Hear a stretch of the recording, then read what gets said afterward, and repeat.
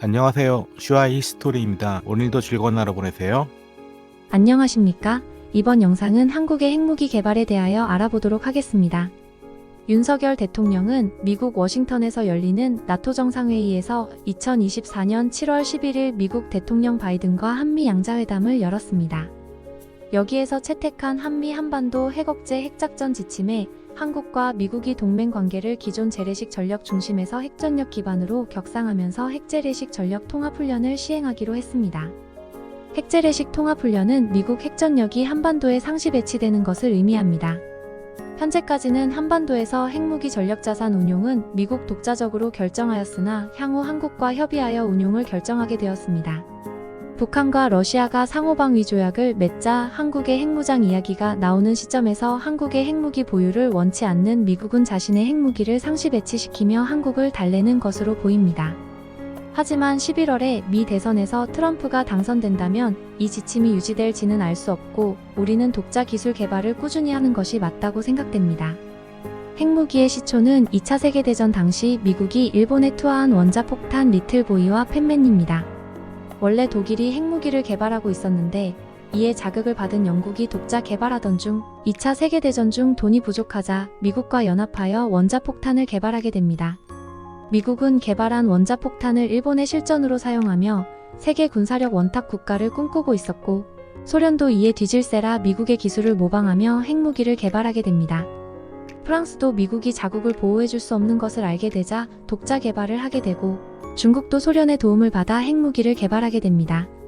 미국과 소련이 경쟁적으로 핵탄두 숫자를 늘리고 앞에 언급한 5개 나라뿐만 아니라 인도, 파키스탄 등 다른 국가들도 핵무기를 보유하게 되자 1969년 핵확산 금지 조약이 성립되며 더 이상 핵무기가 늘어나는 것을 방지하고자 하였는데 NPT는 비핵 보유국이 새로 핵무기를 보유하는 것과 보유국이 비보유국에 대하여 핵무기를 양여하는 것을 동시에 금지하는 조약입니다.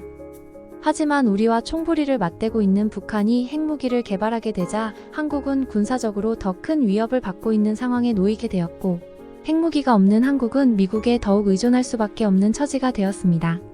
최근 러시아와 북한이 6월 19일에 군사동맹에 준하는 포괄적인 전략적 동반자 관계에 관한 조약을 맺으며 전쟁이 일어날 경우 자동적으로 개입한다는 조약을 맺었고 미국 대선도 TV 토론회에서 트럼프가 바이든을 압도하며 2024년 11월 대선에서 당선될 가능성을 높이고 있습니다.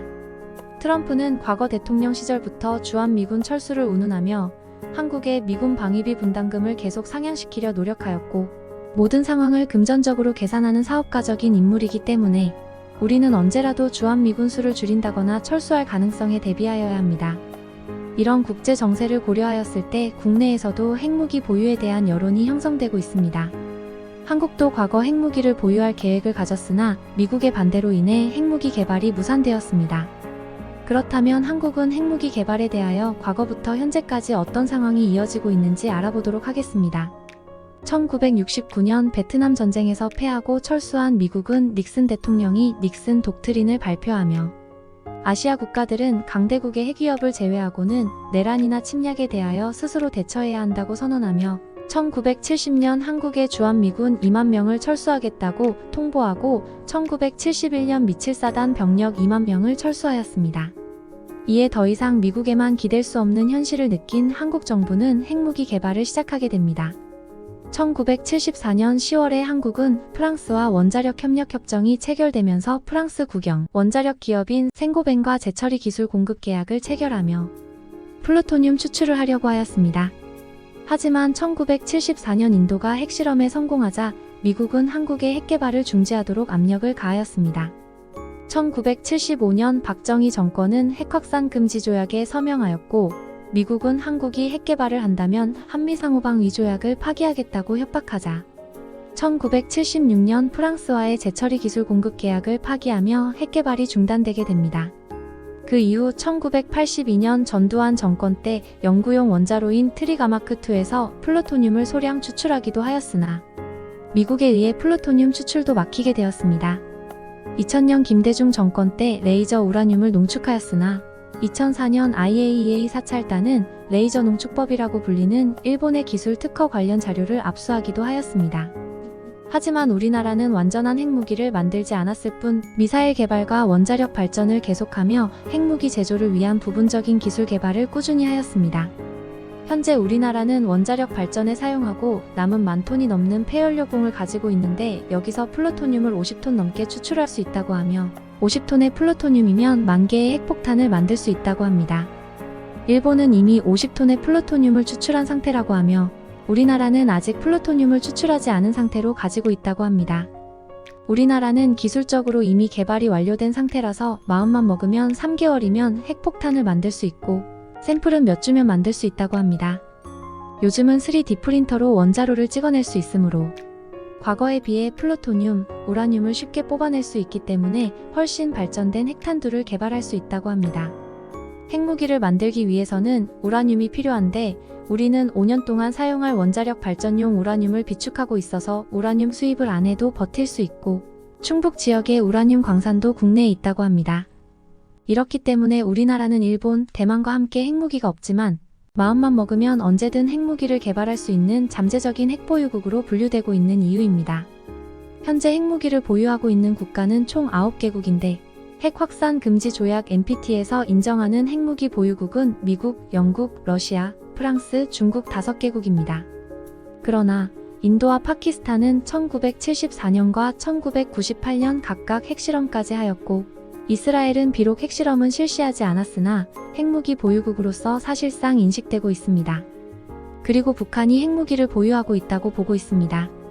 핵무기를 보유하고 있는 국가들은 현재 핵무기가 너무 많다고 하며 확산을 반대하고 있지만 핵을 보유한 북한과 접하고 있는 우리나라는 안보상 매우 위험한 상황은 맞다고 볼 수 있습니다. 물론 북한 김정은이 체제 보호용으로 보유하고 있고 공격용으로 사용할 가능성은 거의 없지만 어떠한 상황이든 막판에 몰렸을 경우 사용하지 말라는 법도 없습니다. 현재 우리는 핵이 없기 때문에 미국의 해구산 아래 있거나 나토식으로 미국 핵무기를 전략적으로 배치하거나 미국의 전략 핵 폭격기 등 전략 자산을 가지고 있어야 하는데 미국은 현재 여러 곳에서 전쟁이 일어날 경우 모두 승리하기 어려우며 중국, 러시아를 견제하기도 바쁜 상황입니다. 더욱이 자신의 나라가 공격을 당하여 뉴욕이 불바다가 된다고 가정했을 때 과연 한국에서 전쟁이 일어난다면 한국을 지킬 수 있을지는 모를 일이기 때문에 자주 국방이 매우 중요합니다. 최근 우크라이나와 전쟁을 하고 있는 러시아가 무기가 부족해지자 북한의 무기를 지원받으며 무기 개발 기술을 북한에 지원하고 상호방위 조약을 맺어가며 우리의 심기를 거슬리고 있고 우리나라는 우크라이나에 살상 무기를 지원할 수 있다며 러시아에 경고장을 보내며 러시아와 관계가 악화되고 있습니다.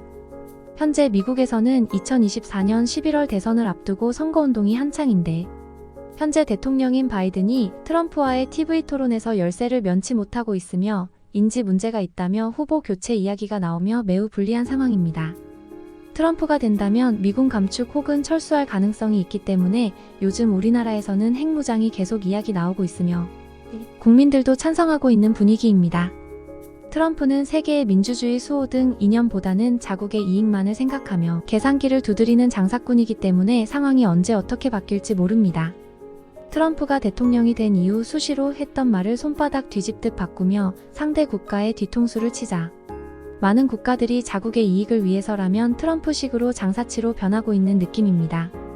이렇듯 국제 정세는 시시각각으로 변하고 있으며 우리의 안보도 남에게 의존하기에는 한계가 있으므로 우리의 자주국방을 실현하여야 하겠습니다.